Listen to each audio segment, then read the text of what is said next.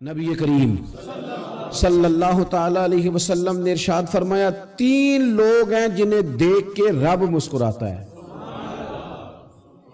یا رسول اللہ صلی اللہ علیہ وسلم وہ کون کون سے؟ تو محبوب فرمانے لگے ایک وہ بندہ ساری مخلوق سوئی ہے، آدھی رات ہے، رات کا پچھلا پہر ہے، اس نے اٹھ کے وضو کر لیا، مصلی پہ کھڑا ہو گیا خدا کی یاد میں، فرمایا اسے دیکھ کے رب مسکراتا ہے جو اس کی شان کے لائق ہے۔ مسکراتا ہے اللہ، یہ تو سونے کا ٹائم تھا، یہ تو گہری نیند آنے کا وقت تھا، رات کا پچھلا پہر، رات پوے تے بے درداں نو نیند پیاری آوے تے درد منداں نو یاد سجن دی ستیاں وی آن جگاوے، اور ساون کی کالی راتوں میں جب بوندا باندی ہوتی ہے وہ راتوں کو اٹھ اٹھ روتے ہیں جب خلقت ساری سوتی ہے، اللہ مسکراتا ہے۔ اور سننا میرے بھائی، میرے نبی پاک صلی اللہ تعالی علیہ وسلم فرماتے ہیں جب مسلمان نماز کے لیے صفیں بناتے ہیں نا، ترتیب لگ رہی ہوتی ہے، اب اللہ کی بارگاہ میں کھڑے ہوں گے، قیام کریں گے، رکوع کریں گے، سجود کریں گے، فرمایا جب مومن صفیں بناتے ہیں تو رب دیکھ کے مسکراتا ہے، مسکراتا ہے۔ کمال ہو گئے عروج بندگی کا، جب بندے کو دیکھ کے رب مسکرائے، خدا بندے سے خود پوچھے بتا تیری رضا کیا ہے، مسکراتا ہے۔ اور میرے نبی پاک علیہ السلام فرماتے ہیں جب مجاہد جہاد کے لیے صفیں سیدھی کرتے ہیں، آج تو یہ رب کے نام پہ مرنے ہی آ گئے، یہ صفوں میں کھڑے ہوں گے، ترتیب سے لڑیں گے، ترتیب سے گلا کاٹیں گے کافروں کا یا شہادت لیں گے۔ فرمایا جب جہاد کے لوگ صفیں بناتے ہیں تو رب انہیں دیکھ کے مسکراتا ہے۔ کتنے نصیبوں والا وہ بندہ ہے جسے دیکھ کے مسکرا دیا۔ او یار، کبھی تیرا بیٹا تیرے سامنے مسکرائے نا چھوٹا تو تیرا دل باغ باغ ہو جاتا ہے، تیری ماں بیمار کسی ایک دن صحیح طرح ہنس پڑے تو طبیعت خوش ہو جاتی۔ مجھے بتاؤ نا جس کا رب بھی اسے دیکھ کے ہنس پڑے، جو اس کی شان کے لائق ہے، کیا اس بندے کے نصیبیں ہیں، کیا اس کے مقدر ہیں۔ آپ اس مقام پر اپنے آپ کو لائیں۔ اب دیکھیں نا، یہ حدیث آپ نے سن لی، اب ہم نے نا اس طرح صفحے نہیں بنانے جس طرح ساری دنیا، اب ذرا صفحے بھی شوق سے بنائیں گے، اب ذرا تھوڑا سا شوق پیدا کریں گے، بھئی یہ تو میں وہ کام کرنے لگا ہوں جسے دیکھ کے رب مسکراتا ہے۔ نبی پاک صلی اللہ علیہ وسلم نے فرمایا جب کوئی بندہ توبہ کرتا ہے نا، ہم توبہ کا رٹا لگاتے ہیں، یا اللہ میری توبہ، یا اللہ۔ اور توبہ کا تو مطلب یہ ہے کہ پچھلے گناہوں سے پکی توبہ، آج کے بعد یہ غلطی نہ کرنے کا پکا وعدہ۔ تو نے ساری شب برات رو کے گزاری ہے، بتا سویرے جھوٹ جوڑنے کا ارادہ ہے تیرا؟ آج کے بعد رشوت تو نہیں نہ لے گا، ملاوٹ تو نہیں نہ کرے گا، یہ توبہ ہے۔ اور اگر سارے کام اسی طرح کرنے تو پھر یہ توبہ کا رٹا ہے، جتنا مرضی لگاؤ۔ حضرت علی بن ربیعہ رضی اللہ تعالیٰ عنہ فرماتے ہیں میں مولا علی کے ساتھ تھا، مقام حرہ کی طرف جا رہے تھے، حضرت علی نے ہاتھ اٹھا کے دعا مانگی ہماری تعلیم کے لیے، ورنہ حضرت علی ہم صحابہ کو محفوظ عن الخطا تو مانتے ہیں نا، ہاتھ اٹھا کے کہا اے اللہ ہمارے گناہ بخش دے، تیرے علاوہ کوئی معاف کرنے والا نہیں۔ اور پھر حضرت علی آسمان کی طرف دیکھا اور دیکھ کے نا حضرت علی بن ربیعہ کو تو مسکرائے۔ حضرت علی بن ربیعہ کہنے لگے حضور مسکرائے کیوں ہو؟ فرمانے لگے ایک دن میں حضور کے ساتھ اسی طرح آیا تھا، اسی طرح حضور نے دعا فرمائی تھی ہماری تعلیم کے لیے، اور پھر حضور مجھے دیکھ کے مسکرائے تھے اور فرمایا جب کوئی بندہ رب کی بارگاہ میں اس طرح استغفار کرتا ہے تو رب مسکراتا ہے، اور مسکرا کے فرماتا دیکھ لو میرے بندوں کو پتا ہے کہ میرے علاوہ معاف کرنے والا کوئی نہیں، انہیں پتا ہے، تم اس کی بارگاہ میں رجوع تو لاؤ، آؤ تو صحیح دو آنسو لے کر۔ اقبال کہتے ہیں کہ موتی سمجھ کے شان کریمی نے چن لیا، قطرے دو گرے میرے اب کے انفعال کے، دو میں نے آنسو بہائے تھے تو اس کے کرم نے تو موتی سمجھ کے چن لیا۔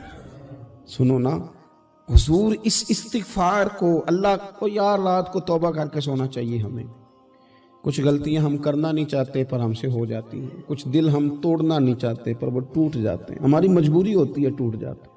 رات کو اس کی بارگاہ میں ہاتھ باندھ کے کشکول طلب دراز کر کے خوب استغفار پڑھنا چاہیے کہ مالک بندے ہیں نا کیا کریں، نفس کا ساتھ ہے، دنیا کا ساتھ ہے، خواہشات نفسانیہ، مالک معاف کر دے، درد سے توبہ، رسم نہ ہو، کہانی نہ ہو، लफ्ज ना हो, जुमले ना हो, और जनाब ऐसे लोगों के बीच बड़े हाथ बांध के और बड़ा कोई जरूरत नहीं। आप अकेले अपनी चारपाई पे बिस्तर के अंदर मुंह दे के भी दर्द से कहेंगे ना माफ कर दे, तो वो तो मेहरबानी बड़ा है। मेरे नबी पाक सल्लल्लाहु अलैहि वसल्लम मिसाल देते हैं, फरमाया एक आदमी सहरा में जा रहा, सहाबा से हुजूर खिताब कर रहे हैं, फरमाया एक आदमी सहरा में जा रहा था, उसने अपनी ऊँटनी पे खाना पानी पैसे हर चीज रखी हुई थी।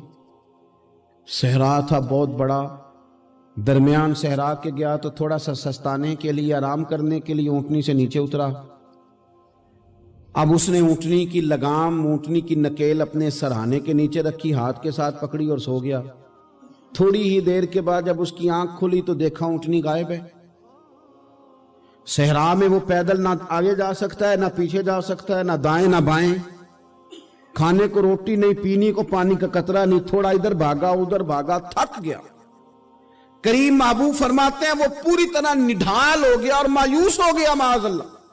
मायूस होके दोबारा उसी जगह आके लेट गया जहां पहले लेटा था, इंतजार करने लगा कि अब मौत ही आएगी, आखिरी वक्त है, अब ना मैं पैदल ये सहरा क्रॉस कर सकता हूं, ना पीछे जा सकता हूं, ना खाना है ना पानी है, सिवाय मौत के कोई सहारा नहीं। हुजूर फरमाते हैं वो रास्ते में दोबारा लेट गया। अचानक उसने रुख बदला तो ऊँटनी सामने खड़ी थी।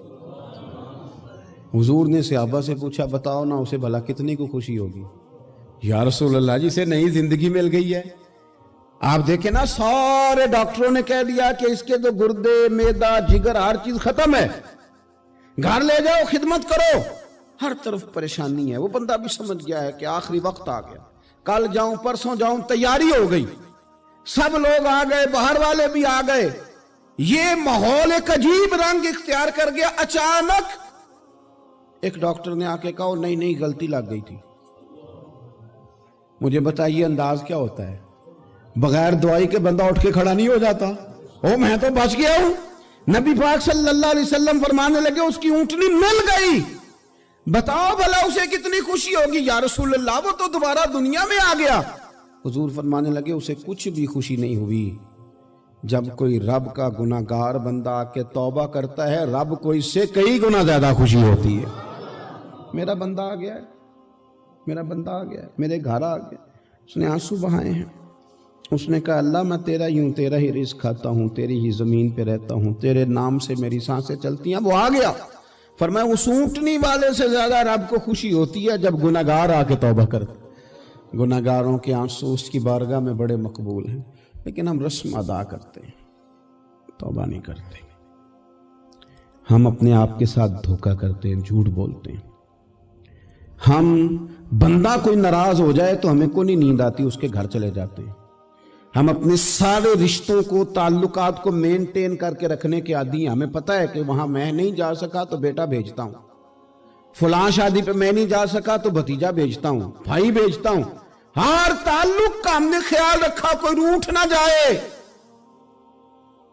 लेकिन कमाल है ना, ये नहीं सोचा कि अगर रब रूठ गया तो, जब वो रूठ जाए ना तो सारे रिश्ते भी बंदे के पास मौजूद हों तो कोई करामत नहीं होता।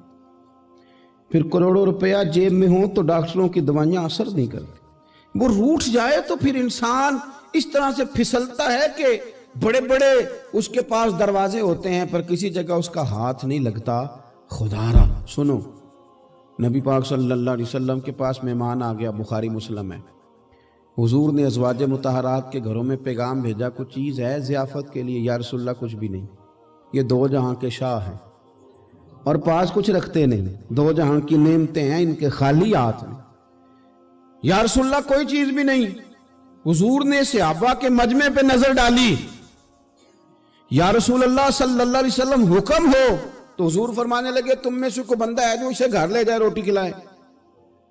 एक सहाबी उठे फौरन, हुजूर मैं लेके जाता हूं खाना खिलाता हूं। फरमाते हैं मेरे घर में सिर्फ बच्चों का खाना था,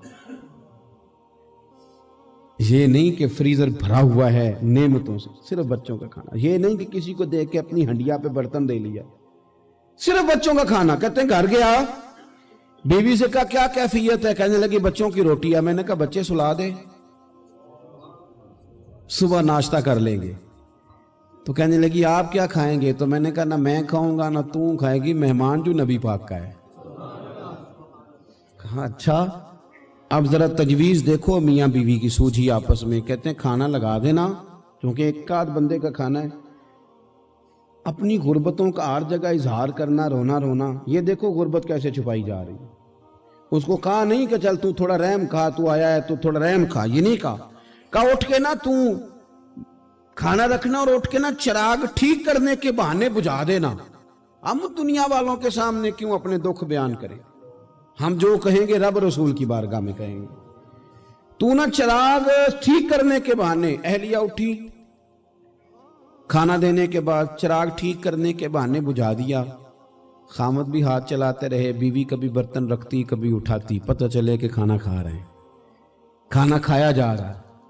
کہتے ہیں مہمان پیٹ بھر کے کھانا کھا گیا۔ یہ کام ہوا رات کے اندھیرے میں، اس وقت ہوا جب چراغ بھی بند تھا، اس وقت ہوا جب کوئی دیکھنے والا نہیں تھا، کسی پڑوسی کو بھی خبر نہیں تھی۔